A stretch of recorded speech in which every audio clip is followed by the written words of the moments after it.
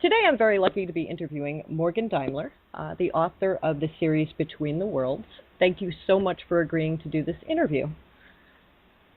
Oh, I'm excited about it.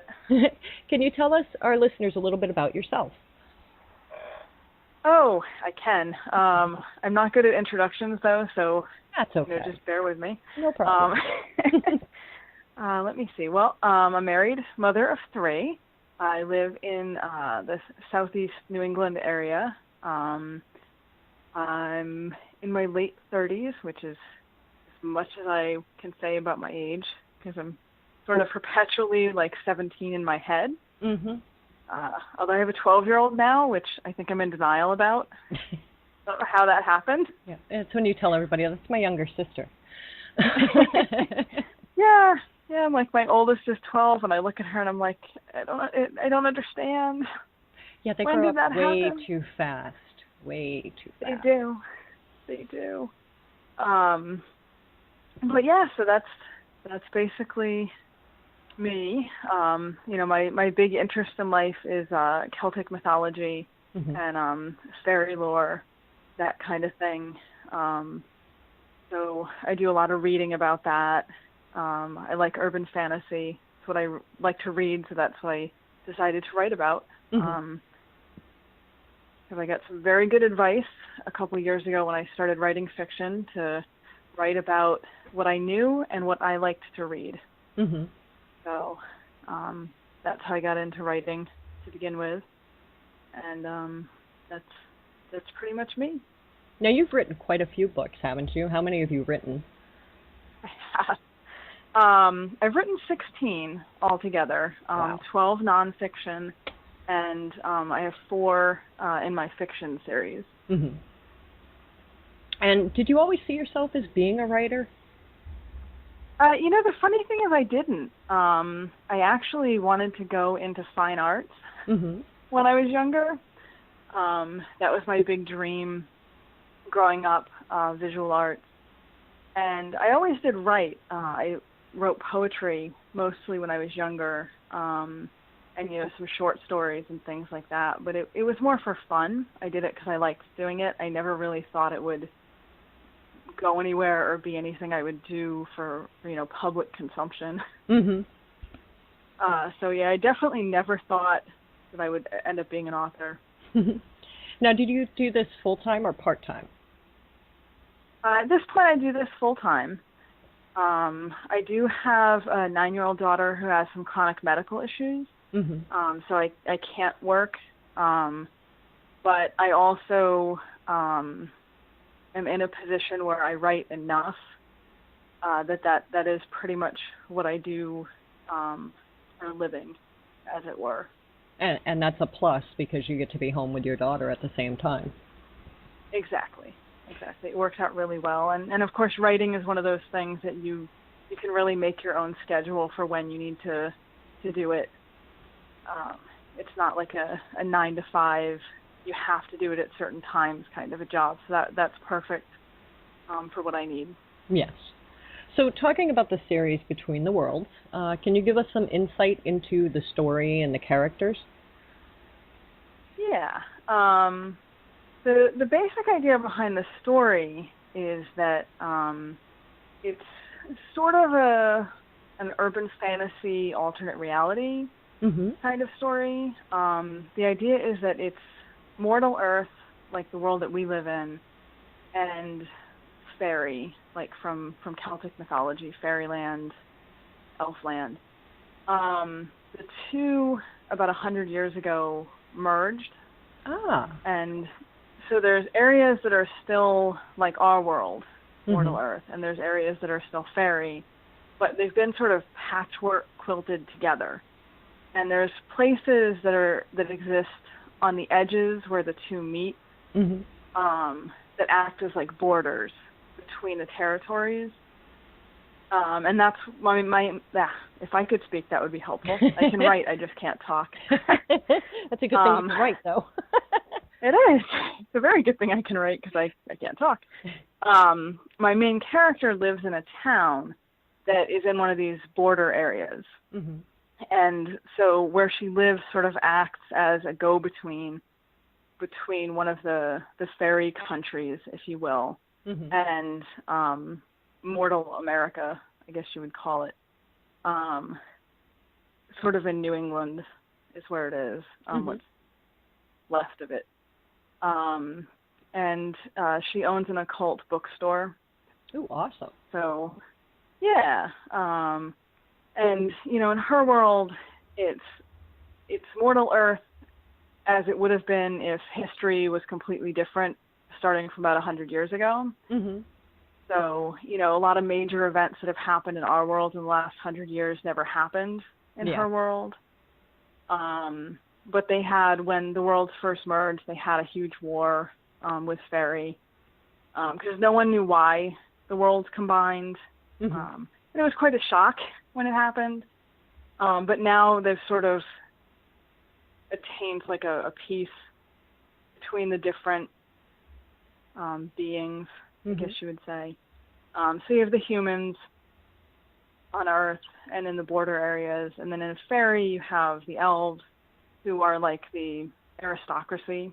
Ooh. They run things. And then you also have sort of every lesser fairy being from Celtic mythology populating things. So there's a lot of other beings running around in the books. There's brownies and kelpies and, you know, all sorts I love of fairy mythological magic, creatures. so this is a book I have to put on my list. I have to put this on my list now because, you know, I love fairy magic. I did a show actually last week. Yeah, it was last week on fairy magic. So yeah. Oh, cool! I'm gonna have to listen to your show now. yes, it's on YouTube. I'll send you the link. I'll have to find it. Yeah. Oh yeah, definitely. Yeah, it's a lot of fun though. That book just sounds so cool because she's got the occult shop and you get the fae in there and everything, and it just, I don't know, it sounds really good. I have such a list of books I have to read. I know the feeling. So this may sound like a funny question, but why do you write? Honestly, I do it for fun. I really enjoy writing.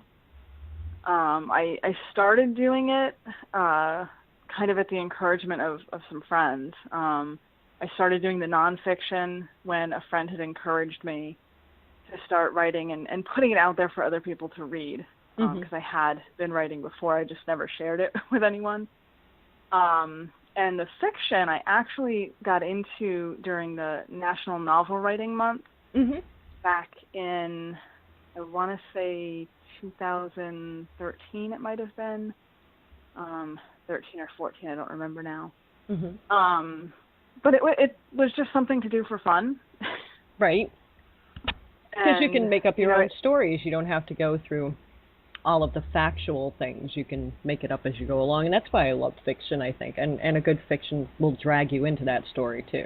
You like become part of that story. Yeah, and even writing it, you kind of get sucked in, even as the author, into wanting to see where the story is going to go, and you know, the characters kind of take on a life of their own, even though you're the one writing it and you know what's going to happen. You know, they really become their own people. You know, and then you want to keep writing it to get more of their story out there.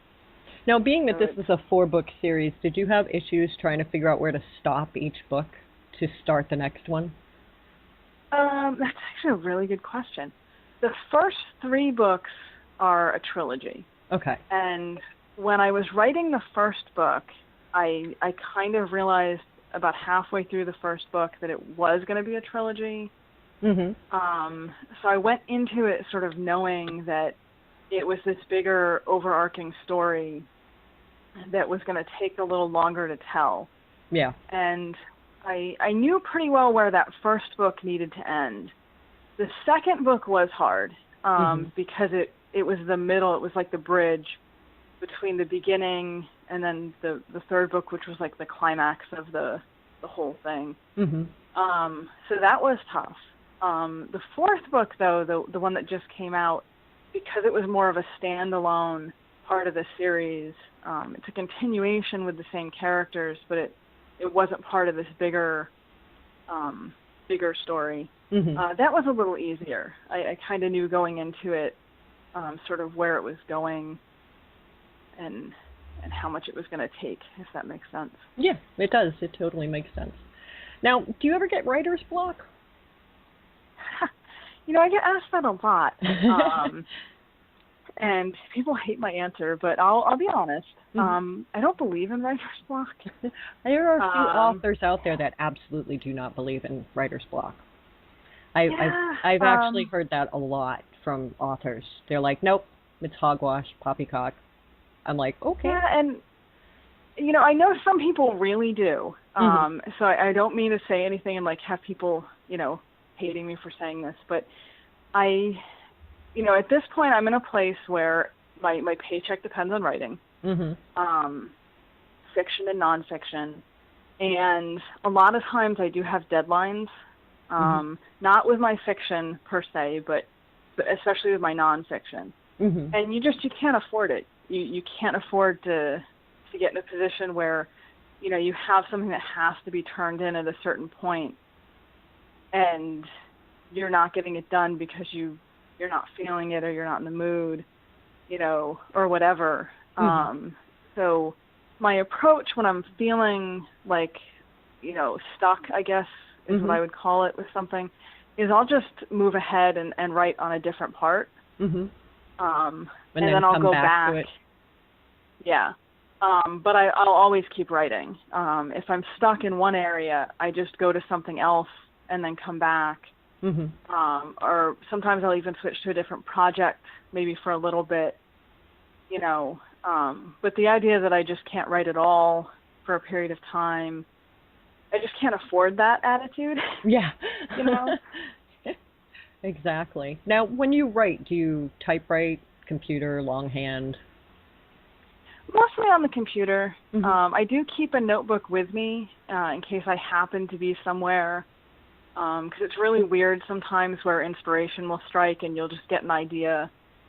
And I don't get a lot of sleep because my youngest, he's 3.5, but he's against the whole concept of sleeping. Yeah.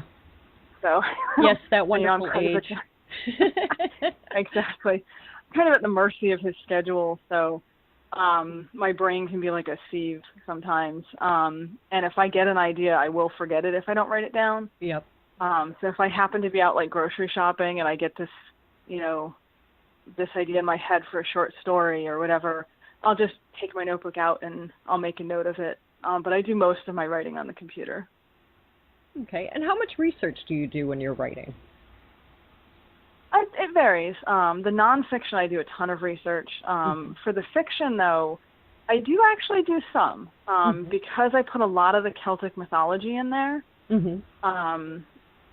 I don't adhere to it religiously, no pun intended. But, I do like to try to be fairly accurate.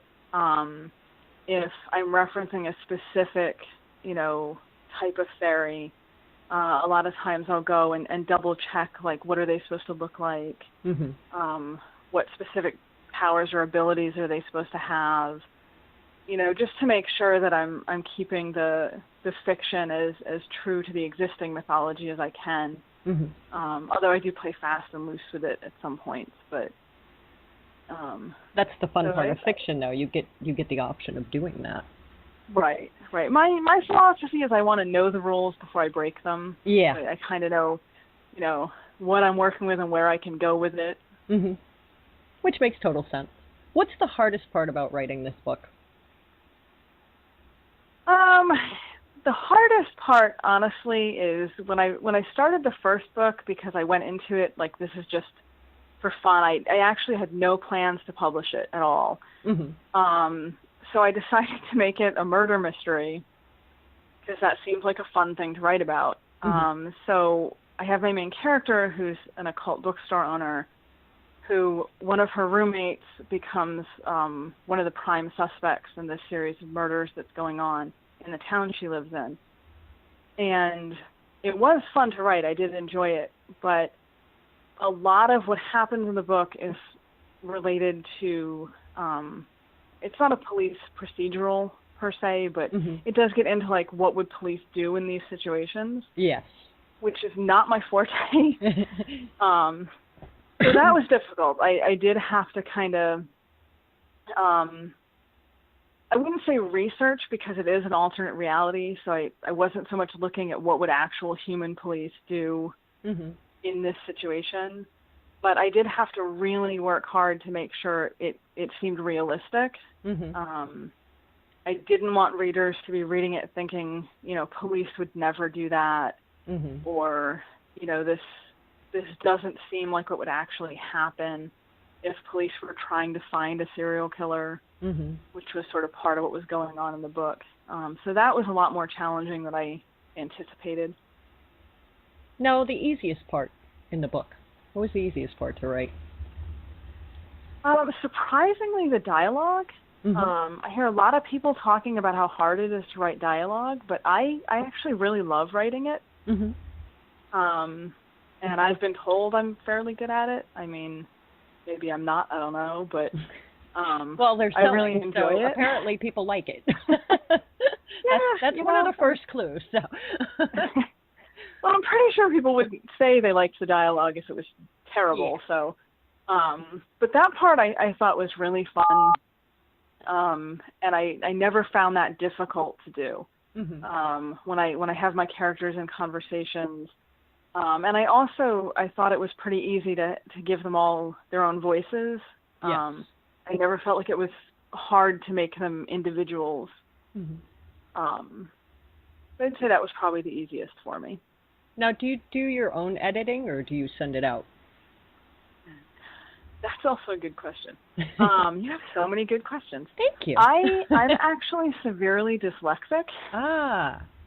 So, spell check is my best friend. And I do actually have, one is a professional service that's run by someone I know. And one is a friend who used to do professional editing.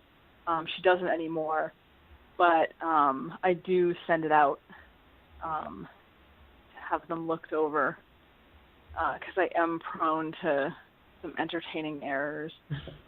See, I just think editing your own work would be very hard anyway, because you know what you've written. You're not going to say, well, that doesn't make sense. So, yeah. Whereas if somebody else is reading it, then, if they pull something up, you might not have noticed. I kind of like the whole idea of somebody else reading it. So, now how did you publish books? My fiction is self-published. Okay. My nonfiction is traditionally published. I have a publisher in England, actually, that I'm contracted with for my nonfiction. But my fiction, I publish myself. And there's so many ways you can publish now, too. I think a lot of people are doing a lot of self-publishing as well.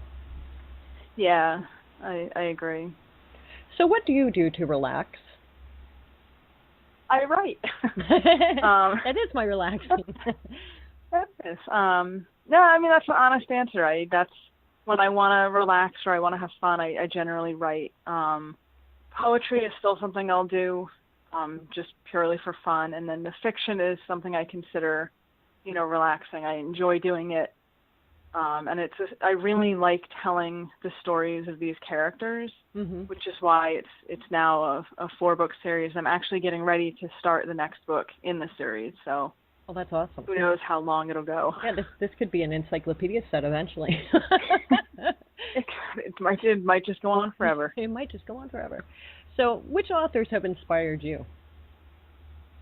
I think probably the ones that I've taken the most inspiration from are Mercedes Lackey, Charles DeLint, and Stephen King, which is really random sounding. Not really, though. I like Edgar Allan Poe, I like William Shakespeare, and I like Stephen King. So. It's hard not to like Stephen King. Yeah, I don't know. His books, they just pull you right in. So. They do. And he has such a way of he describes things so well that it sucks you into the story. Yes, and every time they make a movie out of his book, it's never as good as the book. It isn't. And I do like the amount that he's written. He's very productive, which I admire. Yes. I like Mercedes Lackey, her urban fantasy in particular, and Charles DeLint for the same thing. And I like both of them because they do also tend to focus on Celtic mythology and Celtic mythology blended into the modern world, which is obviously something I really like. Yeah. So. Yeah, and it makes sense. Now, do you have a favorite book? I don't think I do, to be honest. I love reading. I'm sort of a voracious reader. Probably the one book that I've read the most would be W.B. Yeats' Celtic Twilight, which is sort of a blend of like poetry and him sharing folklore that he's collected. When it comes to fiction, my favorite book sort of depends on the week. Yeah. I read a lot of fiction, so I just finished a series. I'm going to mispronounce the author's name because I don't know how to say it correctly, but Ron Nito, I think. Nito. It's called Fairy Sworn. Ooh. It's a really cool series. The first one, I think, is Wild Hunt, and then Wild Curse, and then Wild Herald is the last one. It's a 3-book series about a girl and a Kelpie and misadventures in fairy, and it's just a really cool series. So that I might say at this exact moment is sort of my favorite books. I can't even give you one, though. It would probably be all 3 of them. Right. I'm really bad at this favorite book thing. Yeah, I couldn't tell you my favorite book either because I have so many. It's just, I like them all. Exactly. Yeah. It's like There's saying, so which is your favorite there. child? You know, it's like, no. Which will also vary by the week. Yes, exactly. Or the day. Or the hour, yeah. The minute. Quickly changes. Yeah.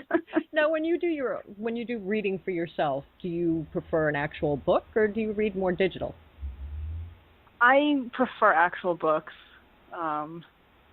I have to admit, I really like having the actual book in my hands. I own a ton of books, probably literally. I do have some digital, but I am sort of old-fashioned with the paper books. Yeah, I love the smell. There's just something about like old books and the smell and the texture of the paper, and just, I don't know, I like having it in my hand. It's portable, it can go with me. And I don't have to worry if the batteries die. You know, it's like I still have the book. I was just going to say that. You don't have to worry about batteries. Yep. Now, have you collaborated with any other authors to do any books? Nothing so far, nothing that was published. When I was in high school, I actually did write a vampire book. Oh, nice. With a friend of mine. Yeah. It's actually a pretty good book, too, in my opinion, given that I was like 17 when I wrote it. But a friend of mine wrote it together. A friend of mine and I still can't speak, wrote it together. And that's about the only collaboration with an actual book that I've done. But, of course, it wasn't published. This was way before self-publishing was even a dream. Right. Yeah, this is back when you had to send manuscripts to, 40,000 different publishers and get denied by at least, 75 of them. Yes. Yeah. Yes. That was when you had to send paper manuscripts in. Yep. And then wait years. Yep. And the heavy envelopes, and you had to put a lot of postage on them, and, yeah. Yep. I remember those days. Now, you said you're working on a 4th or 5th book right now? Yes. Okay. And that's going to be part of that series as well? Yes. Okay. Do you have any advice for aspiring writers? Yeah, I think the biggest piece of advice that I give people when they ask me about writing and getting into writing is just do it, which I realize it sounds kind of trite, but honestly, the biggest thing that seems to hold people back is fear of even trying to do it. And really just sit down and give it a try. Just, write, see what happens. You'll never know if you're able to do it or you're any good at it if you don't actually put something in writing. Yeah. That was the fun thing about the National Novel Writing Month was that I hadn't written fiction in probably 20 years when I did that. And I had no idea that anything would come of it. that it would be anything good. But once I tried it, I realized how much I liked it, and other people liked it too, as it turned out. Which is awesome. So I think it was awesome, and it's still going. Yes. It keeps producing more books. But I think, if you want to be a writer and you're looking at getting into it, just do it. Just put it into words and write it, and then, see where it goes from there. And I think my second biggest piece of advice, which is directly related to that, is find some really good beta readers. Yeah. Find people that you trust, that you can give your writing to, that'll give you honest criticism, that not mean, but not just tell you it's wonderful because they're your friends. Yes. Because beta readers have been like a godsend to me with, pointing out stuff that needed to be adjusted, or plot holes, or, the little things that you as an author, because the story is in your head, you don't even think about or notice that you didn't put into the actual story. Yeah. So, those two things, just put it down and write it and get the story out, and then find some really good people to read it over and critique it and help you make it the best it can be. And that sounds like great advice. Now, where can our listeners find your books to check them out and purchase them, fiction and nonfiction? Yep. Everything is up on Amazon, which is like the center of the universe, I think, at this point. Yeah, I think so. I just got my husband into ordering from Amazon. So, yeah, it's kind of scary now. I've got him ordering from Amazon. So, yeah. But they have a lot of stuff on there. Well, it's so central. I mean, you can find my fiction on Lulu, lulu.com. And I think also on like Barnes & Noble and a lot of the other retailers. But probably the easiest place to get everything, fiction and nonfiction, is going to be Amazon. I do have an author page, so if you even just put my name in on the little Amazon search bar, my author page will come up, and then it lists everything I've ever written, which is scary. So that's when you realize, oh my God, I wrote that many books. I don't remember writing all this many books. But you also work with Moon Books, correct? I do. Yep. Yes. That's my publisher. They do my nonfiction. I love them. They're totally awesome. Yeah, Laura Perry. I interviewed her, and I'll be interviewing her again on the 24th. She helps me out a lot with a lot of the authors from Moon Books. And Moon Books, it may not be as big as Lulin Press, but they do have a tremendous amount of authors. Just amazing amount of selection in books too. So yeah, so we could go on Moon Books and find you there too. You can. Yay. And they have some really, really good, talented people and a lot of variety. And I'm really glad that I'm with them for the nonfiction. I actually almost went with them for my fiction too, but I made a decision with my fiction to do the self-publishing intentionally because it's so hard to get into that genre. Yeah. And I knew that if the first book didn't do well enough in a market that is so flooded with new books, that they wouldn't publish the second one, because that's just how the market works. Yeah. And I knew it needed to be a trilogy, so I was really nervous about putting the first one out through a publisher and then ending up with this story that like cuts off partway through. Yeah. Yeah, that would upset me. I'd be like, no, I need to finish the story. Yeah. Yeah, I actually have had that happen with a couple authors that I was reading, where I loved the story and I was enjoying it, and like 2 or 3 books in, it obviously hadn't sold enough, so the publisher didn't continue what was obviously meant to be a longer series. Wow. So I had been offered a contract on the first novel through, it's not actually Moon, it's another branch through that same publisher, though, that does their fiction. But I made the decision that I would rather self-publish the fiction so that I have the total control to just make it as long of a series as I want. Yeah. You can keep publishing it. So. Yeah, and I'm not dependent on meeting certain market criteria.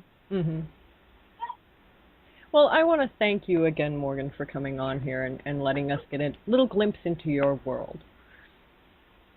Yeah, well, thank you for having me. I really enjoyed it. Thanks. And everybody stay tuned. There'll be more coming up.